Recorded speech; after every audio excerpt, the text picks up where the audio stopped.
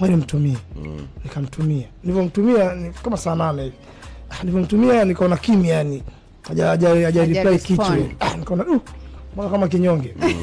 Nifika saa 10 nakuta ananitumia jimbo voice kisha piga nzima. Surprise. Acha Mungu angani surprise.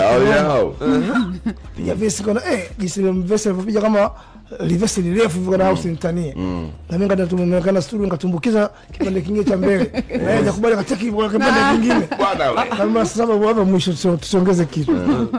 Akaniambia ni ngoma kubwa sana hii ngoma tunaifanyaje? Sasa tupate video fulani hivi. Yaani tupate video fulani hivi sio kawaida. Sio kawaida yani. Yaani tukipungua 14 15 20 ngaona video 14 15. Budget hiyo. Kama niache. Nina wanangu hapa kimpa 3 2 na akaniambia tushoot video ni budget kubwa kidogo.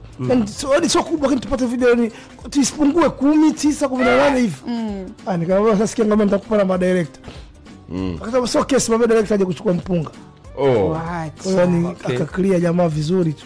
Wow. So video Harmonize ameclear yani yote kuna vipande tena vipande vyangu vilifutika kwa Ngota tena kwa mara nyingine. Kwa sababu kwanza nikwambia vimefutika katika True Love. Hii tena zimefutika tena. Acha huyo Ngota sana naye. Ngota kafutika na Ngota tukarudia tena vipande vyangu peke yangu tukarudia tena ndio video ikatoka tu.